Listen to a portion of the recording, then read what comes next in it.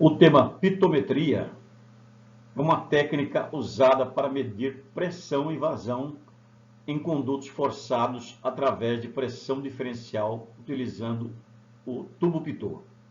Esse tema pitometria, por ser um tema extenso, nós vamos dividi-lo em 3 partes. A parte 1 nós vamos tratar de generalidades e a parte 2 e 3 vamos tratar da aplicação da pitometria. Então, a pitometria vai medir pressão e vazão usando o que nós chamamos de tubo pitot. Tubo pitot é isso aqui. São 2 hastes, aqui uma primeira haste, uma segunda haste. Aqui embaixo nós temos os chamamos de tips.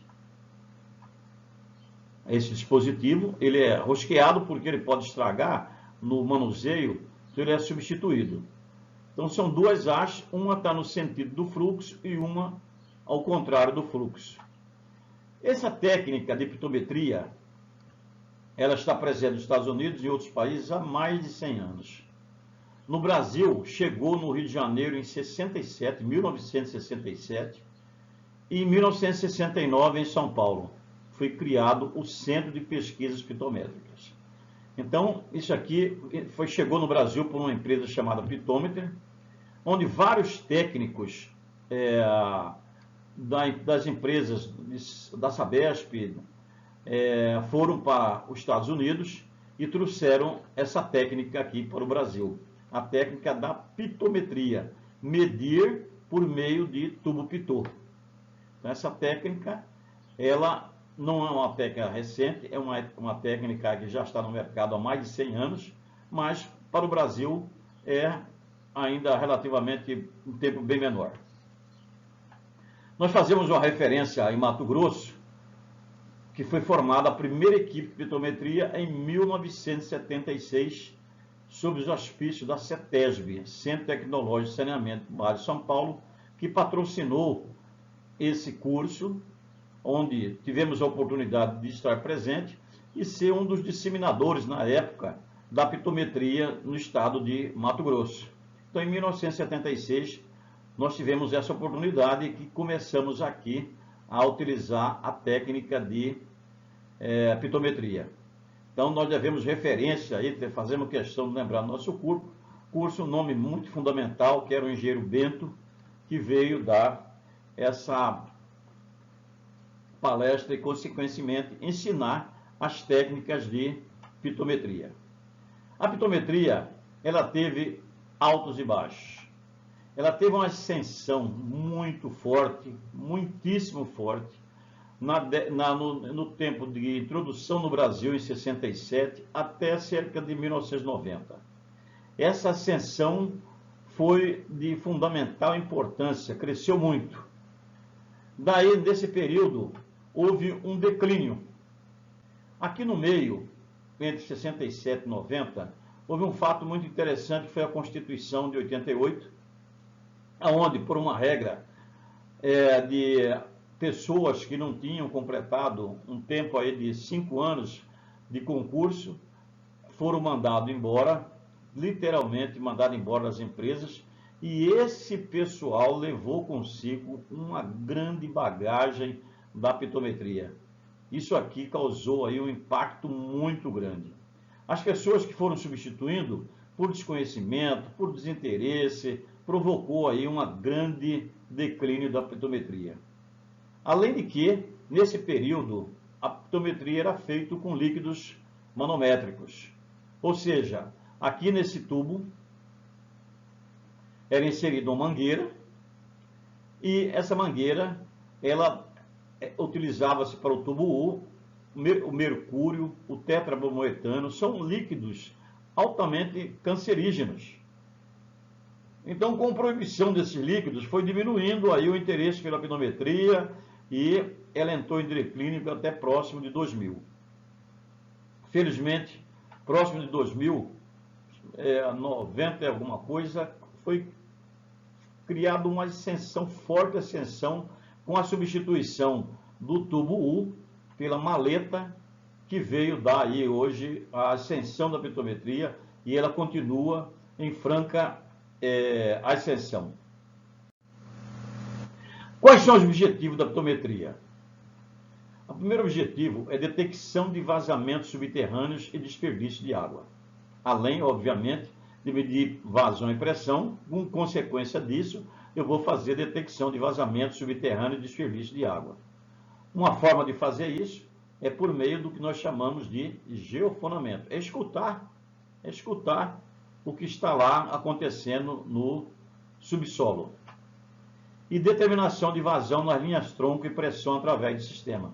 Então, numa linha de distribuição, nós fazemos aí a pitometria atuar aqui na captação para saber, aferir a vazão nas adutoras de água bruta, de água tratada, na rede de distribuição. Aí está presente a pitometria fazendo esse trabalho. A pitometria ainda é utilizada na análise do rendimento de elevatórias com ensaio de bombas. Então, são vários tipos de ensaios que se faz em bombas para se ver qual que é o rendimento daquela elevatória. Então, elevatórias grandes que estão aí consumindo energia e não estão dando o rendimento correto, elas só vão ser avaliadas por meio de técnicas pitométricas, além de calibração de medidores. Então, eu tenho um medidor instalado, por exemplo, numa calha Apache, eu tenho aqui um ultrassom. Quem vai fazer a verificação, a calibração desse medidor é a pitometria. Então, a calibração da calha Apache é feita aí pela pitometria. Além de medição da demanda e consumos por áreas pré-fixados, são chamados distritos pitométricos. Isso é um trabalho da pitometria fazer esse tipo de avaliação. Avaliação de linhas tronco e linhas de distribuição buscando identificar as condições de rugosidade.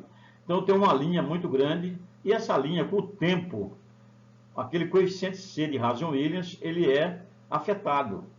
Então, a pitometria faz essa verificação para ver esse tipo de condição. Ou seja, como anda a minha tubulação durante esse tempo de instalação. Então, observe que é muito grande o campo de atuação das técnicas de pitometria. No passado e no presente, houve uma diferença muito grande de aplicação. Porém, o tubo pitot é o mesmo, tipo pitot, tipo Colli. É um instrumento portátil cujo princípio se baseia na detecção do diferencial de pressão entre duas tomadas opostas, são os TIPs, localizados em sua extremidade inferior, quando introduzida transversalmente na tubulação através do TAP.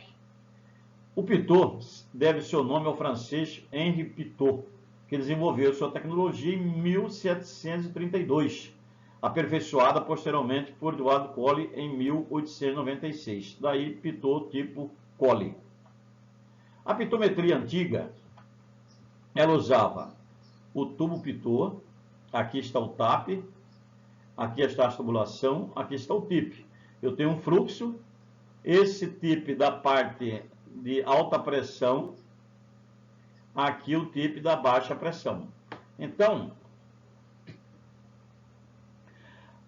baixa pressão e alta pressão provocam aqui um diferencial de pressão no líquido manométrico. Esse aqui é um líquido cancerígeno, um líquido manométrico. Além de ser um líquido de difícil manuseio, é um líquido que hoje, inclusive, está proibido esse tipo de técnica no caso de abastecimento de água para consumo doméstico. Para consumo industrial não, mas na área doméstica, esse sistema antigo de pitometria já está totalmente ultrapassado. É a pitometria antiga. Funciona muito bem, os erros são aqueles limitados a 2%, estão dentro dos parâmetros normais de utilização da pitometria. Mas, felizmente, surgiu a pitometria moderna. A pitometria moderna, ela substituiu o tubo pitot, aqui está o pitot, normalmente, mesmo o tubo pitot, as mangueiras que ligam a pressão de tomada de pressão dinâmica e tomada de pressão estática e a maleta. Essa é uma maleta de medição pitométrica. O que faz essa maleta? Essa maleta substitui todas as informações que nós fazíamos na mão no caso do tubo U. Então a pitometria sofreu uma forte evolução desde os primórdios, onde se utilizava um tubo em forma de U, onde se aplicava um líquido com uma densidade maior que a água, acoplado ao instrumento chamado pitô, que é formado de 2 tubos de aproximadamente 6 milímetros de diâmetro externo, curvado a um ângulo de 90 graus nas extremidades, onde um tubo fica na posição frontal à trajetória do fluxo e o outro na posição oposta. Aqui está o pitô, são esses 2 tubos, onde um está no sentido do fluxo, o fluxo bate direto, e aqui no sentido contrário ao fluxo. O resto são os acessórios que compõem o tubo pitô. Então a presença da maleta veio revolucionar a pitometria. Então hoje nós instalamos o tubo pitô com os critérios que nós já falamos, de distância da posicionamento da tubulação, instalamos o TAP, instalamos o tubo pitô e instalamos a maleta. As maletas vão me dar todas as informações da tubulação. Vai me dar o fator de velocidade, vai me dar a pressão, vai me dar a vazão. Então aqui nós temos 2 exemplos típicos de instalação da maleta de medição pitométrica. Então aí foi uma revolução realmente. O tubo que fica na posição frontal do fluxo mede a pressão de impacto e o outro mede a pressão manométrica. Nas suas medidas de vazão são aceitáveis erros de mais ou menos 2%. A pitometria moderna tem ainda o medidor eletromagnético de inserção substituindo o tubo pitô. Eu posso, ao invés de utilizar aquele tubo pitô mais a maleta, eu posso usar simplesmente o meu medidor eletromagnético de inserção. Então eu tenho um medidor eletromagnético de inserção, está aqui o medidor, aqui o TAP, a tubulação, eu insiro o meu medidor no TAP e tenho todas as informações da maleta aqui no meu conversor. Então, a pitometria tradicional é aquela que não é normatizada, ou seja, antigamente não tinha uma norma para a pitometria. Tinha algumas regras de fazer a medição de vazão, os procedimentos, mas não existia norma. Em 2013 surgiu a norma 3966, medição de vazão em condutos fechados, métodos velocimétricos utilizando tubos de pitô estático. Então, esta norma 3966, ela ainda está por entrar em efetividade, mas ela mudou totalmente a forma como se faz a pitometria. Exige, em alguns casos, por exemplo, que a medição não seja feita simplesmente na posição vertical, fazendo a posição vertical e na posição horizontal. Vamos ver o resultado disso, porque somente essa medição aqui, hoje, é mais do que satisfatória para todos os tipos de aplicações. Então, a pitometria moderna é uma pitometria de fácil manuseio, é uma pitometria confiável e que fornece informações fundamentais para a operação de um sistema de abastecimento de água. Procedimentos para medição com a utilização da maleta pitométrica ou medidor eletromagnético de inserção. A primeira característica que nós temos que colocar é a estação pitométrica, a que nós chamamos de EP. Primeira coisa, o diâmetro do conduto a ser medido deve ser igual ou superior a 100 mm. Não é recomendável fazer medição em um tubo menor de 100 mm. Não funciona. A velocidade do conduto deve ser superior a 0,32 metros por segundo. Observe que é uma velocidade bastante baixa para se fazer esta aplicação. A pressão dinâmica no ponto de medição deve ser superior a 3 MCA. 3 MCA que é o suficiente para passar por cima da haste do tubo pitô. Então, uma velocidade superior a 0,32 e uma pressão superior a 3 metros de coluna d'água. deverá ser evitada a ocorrência de ar no ponto selecionado para a instalação. Então, nós não devemos colocar em pontos altos, para que nós temos que evitar a ocorrência de ar nessa tubulação. E, por último, a pressão máxima de trabalho, segundo a norma europeia E9551, de 20 kg por centímetro quadrado. Isso porque nós estamos limitando as condições técnicas dos nossos equipamentos, tanto a maleta como o medidor eletromagnético de inserção. 20 kg por centímetro quadrado é uma pressão significativa, ou seja, 200 MCA, uma pressão elevadíssima e raro de se ver. Então, na característica principal, são observar esses itens: diâmetro da tubulação, velocidade, pressão, isenção de ar e pressão elevada. Segunda fase, determinação do ponto de instalação da estação pitométrica. Isso aqui já foi motivo de nossa aula anterior, onde, em condições normais, eu tenho que ter 20 diâmetros a montante e 10 diâmetros a jusante. E havendo alta velocidade, ou curvas, ou cotovelo, nós devemos passar isso para 70 diâmetros, sendo 50 a montante e 20 a jusante. Então, nós já observamos as características de pressão, de velocidade e de diâmetro do tubo, a característica da posição do TAP, e agora vamos ver a característica de determinação do procedimento para a instalação do TAP. Então, eu vou instalar agora o meu TAP. Como instalar esse TAP na minha tubulação? Em tubulações enterradas é necessária a abertura de vala com área horizontal de no mínimo 1,5 metro por 1,5, sendo que acima de 2 metros de profundidade é aconselhável a utilização de escoramento. Então, vala com 2 metros de profundidade tem que se escorar sob risco de acidentes fatais. Para a instalação do registro de derivação, chamado TAP, de 1 polegada, em redes de ferro fundido ou aço, deve ser usada a máquina tipo Miller, que apresenta as características mostradas na figura. Então, para me instalar o meu TAP, eu tenho uma máquina própria para fazer isso. Aqui eu tenho uma tubulação, aqui eu tenho o corpo da máquina, e aqui os acessórios para fazer a fixação, como corrente, como selim para ser colocado. E nas fases seguintes, nós vamos apresentar a metodologia para o técnico utilizar esse equipamento, que é um equipamento de fundamental importância quando se trata de tubulação em carga. Quando a tubulação não está em carga, não existe a necessidade da máquina Miller.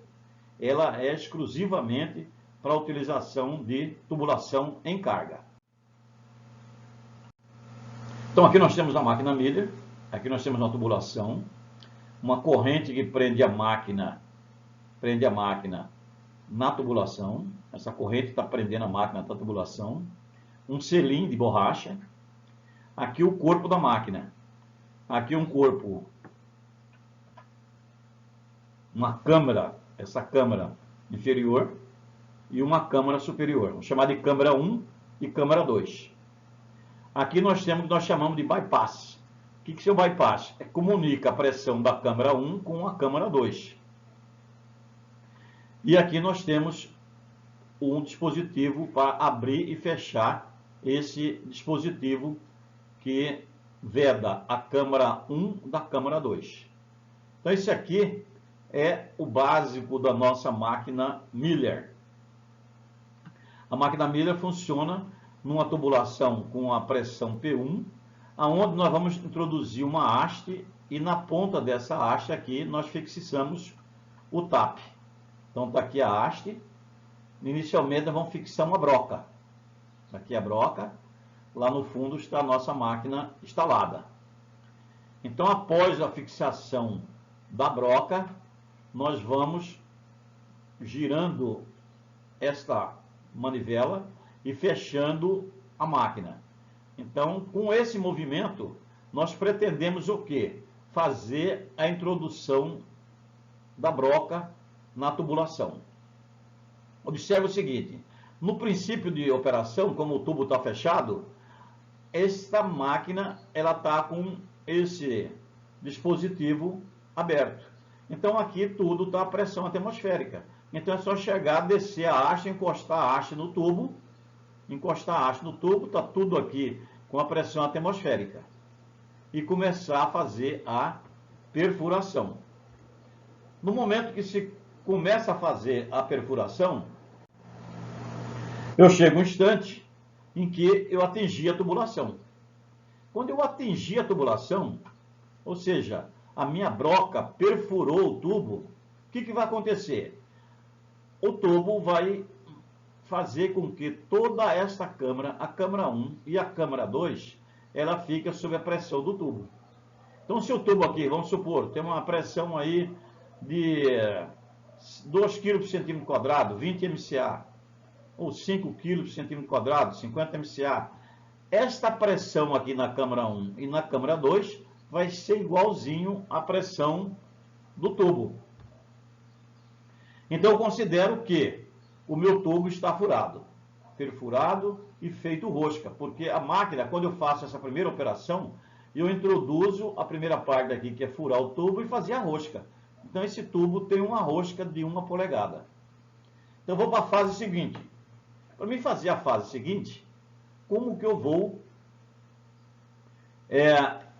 extrair esse dispositivo? Esse dispositivo aqui eu estou com alta pressão nas duas câmaras. Então está com alta pressão. Então aqui na câmara 1 está na pressão P1, na câmara 2 também está na pressão P1, que é a pressão do tubo. Tendo feito o furo e a rosca no tubo P1, então eu tenho aqui no tubo P1 a pressão P1, aqui na câmara 1 a pressão P1 e na câmara 2 a pressão P1. Então eu posso suspender a minha haste, e posso manobrar para fechar o flap, que é esse dispositivo. Por que eu posso fechar o flap? Aqui é onde eu manobro para fechar o flap. Porque como aqui está na pressão P1, na pressão do tubo, aqui está na pressão P1, na pressão do tubo, as duas pressões se equilibram, eu fecho facilmente o flap. Bom, mas aqui está numa pressão alta e aqui tem uma câmara com bastante pressão ainda. Aí eu vou fechar o meu bypass. Por quê? Se eu não fechar aqui o bypass, a pressão do tubo está na câmara 1, pelo bypass vai passar a pressão para a câmara 2. Quando eu fecho aqui o meu bypass, eu vou ficar aqui com a pressão do tubo P1 e aqui na câmara 2 eu vou ficar com a pressão que quando eu abrir vai entrar com a pressão atmosférica. Bom, eu tenho então que retirar a minha haste, porque aqui já vai estar com pressão P1 e aqui vai ficar na pressão atmosférica. Está rosqueado, aqui estou na pressão P1, a câmara 1 está na pressão P1 e na câmara 2 está na pressão atmosférica. Eu estou separando por meio deste flap, isolando aí as duas câmaras. Eu passo para inserir o TAP na minha haste. Inicialmente a minha haste foi com um ferrolho para fazer o furo e para fazer a broca, para fazer o furo e fazer a rosca. Agora nós vamos inserir o TAP. Então a inserção do TAP está aqui, são roscas que permitem ser soltas facilmente, um golpe ao contrário. E aí, como que eu vou introduzir esta meu haste com meu TAP aqui na câmara 1, se aqui está com a pressão muito alta? Aí eu passo para fazer essa introdução, já aqui já está o TAP, aqui está a minha haste, aqui está o meu corpo da máquina. Eu introduzo na câmara, essa aqui é a câmara 2, essa aqui, a câmara 1 está logo embaixo. Então, para isso, eu tenho que fazer uma equalização de pressão. Para mim fazer a equalização de pressão, o que eu tenho que fazer? Eu tenho que abrir o bypass. Quando eu abro esse bypass, a pressão que está aqui embaixo, abriu o bypass, a pressão que está aqui embaixo passa a ser a pressão que está em cima. Fazendo isso, as duas pressões se igualam. Igualando as duas pressões, aí eu posso abrir o flap. Abro o flap e aí eu posso trazer a haste para dentro da câmara 2. Então é um processo muito simples, é um processo bem bolado, obviamente, mas de fácil operação. Eu tenho que trabalhar sempre pensando na câmara e na pressão que está na sua câmara, utilizando o bypass e o dispositivo de abrir ou fechar o flap. Então agora eu tenho o meu furo com rosca, eu vou descer a minha haste com o meu tap e vou fazer o quê? Vou enroscar o meu tap aqui no furo com rosca. Vou enroscar. Depois que eu enroscar o tubo do tap, ele está fechado, ele entra fechado. Aqui ficará a pressão P1 e aqui uma pressão alta ainda. Aí eu abro o bypass. Para quê? Para que a pressão P1 fique contida aqui e aqui fica apenas a pressão atmosférica. Então eu faço o rosqueamento do tap, abro o bypass, que se eu abrir o bypass, o tap está rosqueado e tiver mal rosqueado, vai sair água. Vai sair muita água. Mas quando eu abrir o bypass e o tap está bem colocado, então aqui não vai sair água. Aí eu posso, obviamente, abrir a minha máquina Miller e meu tap estará aí bem instalado. Então, a operação para se colocar o tap, nenhuma tubulação de alta pressão ou com pressão, é feito com a máquina Miller e com as metodologias que nós esclarecemos. É uma operação bastante simples, mas que deve ser feito com bastante cuidado, em decorrência que nós estamos trabalhando com pressão muito alta, algumas vezes em algumas tubulações. Cuidados na instalação conforme o material da tubulação. Se for um tubo de PVC, quando o tubo de PVC, a instalação do registro de derivação TAP será de acordo com a pressão estática e pode ocorrer de duas formas. Primeiro, se a pressão é até 15 MCA, a instalação do registro de derivação poderá ser feita de acordo com o procedimento adotado para a tubulação de ferro fundido ou aço, porque a pressão é pequena. Agora, acima de 15 MCA, a instalação do registro de derivação de 1 polegada deverá ser feito com colar de tomada. Então, exige-se que o TAP seja instalado em conjunto com um colar de tomada. Esta operação é realizada com a rede fechada, fora de carga, ou com a utilização de máquina perfurar por dentro do TAP. Ou seja, na tubulação, mesma coisa a tubulação de cimento amianto. Neste caso, a instalação do registro de derivação só é recomendável com o colar de tomada. Então, nós temos aqui vários colares de tomada. Aqui a parte superior do colar, a saída onde eu coloco o meu tap, e aqui a braçadeira para o tubo. Então, tem um colar de tomada aqui, vamos supor aqui para 500 milímetros, 300, 200, 150 milímetros. Então, são vários tipos de colar de tomada. Procedimento como que é? O procedimento é colocar o colar de tomada, colocar o tap e fazer uma rosca com um dispositivo externo, uma máquina manual ou uma máquina automática. Ou então, como o tubo está sem carga, coloca-se, define-se a posição do furo, faz-se o furo na tubulação, coloca-se o colar de tomada e o tap é rosqueado no colar, não é rosqueado no tubo. Então, é uma operação que é possível fazer com o tubo fora de carga. Mas isso não é uma condição satisfatória, porque numa operação que é uma operação demorada, não é interessante deixar em algumas situações a rede fora de carga e o sistema desabastecido. Na tubulação de ferro fundido, as paredes são bem maiores. Neste caso, a furação da tubulação pode ser realizado sem nenhum procedimento preliminar, uma vez que a espessura rigidez atende às exigências para a instalação do resíduo de derivação de 1 polegada do TAP. Já na tubulação de aço, a tubulação de aço ela é parede fina. Então, neste caso, deve ser soldado no local uma chapa de 20 por 20 por 5 centímetros de espessura, para que possa ser garantida a quantidade de fios de rosca necessário para a instalação do resíduo de derivação de 1 polegada.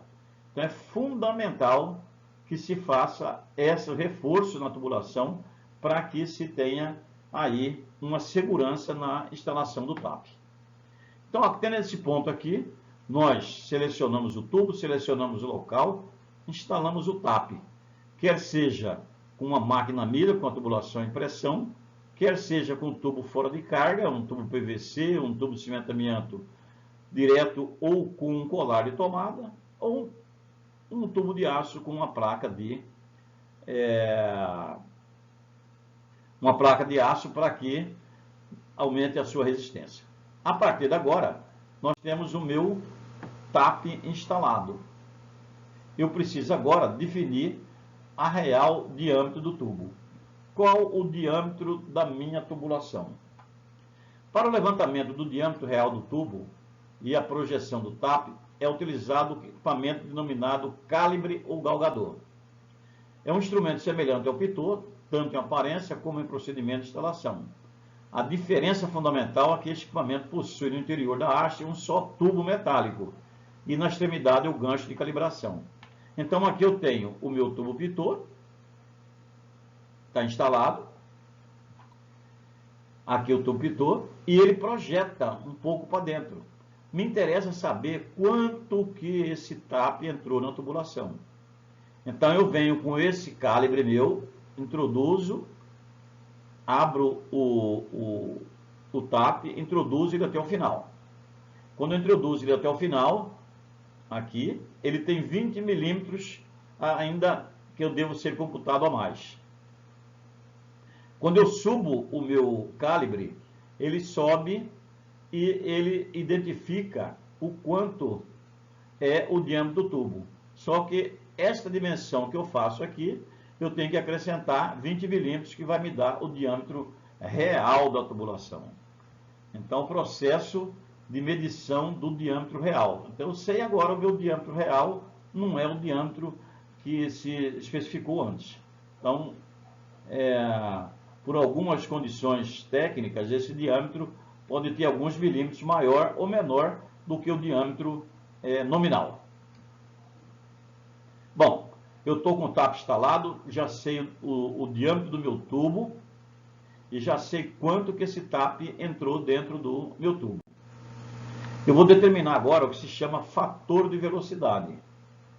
Considerando que nas medições de velocidade do tubo pitot é posicionado no centro da seção transversal da tubulação, para a velocidade neste ponto ser representativa do escoamento, é necessário determinar o que chamamos de fator de velocidade.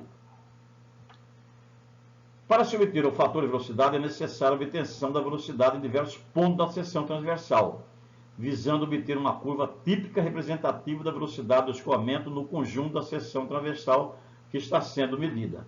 Então, aqui, como nós falamos na aula anterior, nós temos uma tubulação, aqui o perfil da velocidade, onde nós plotamos todas as velocidades, dividindo a tubulação em 10 partes e posicionando do zero até o final.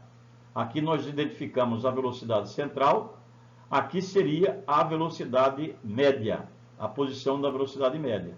Mas neste caso, como eu tenho todas as minhas velocidades, eu posso calcular o fator de velocidade, que é a velocidade média dividido pela velocidade central. Esta velocidade média, eu posso fazê-la exclusivamente utilizando o meu medidor eletrônico,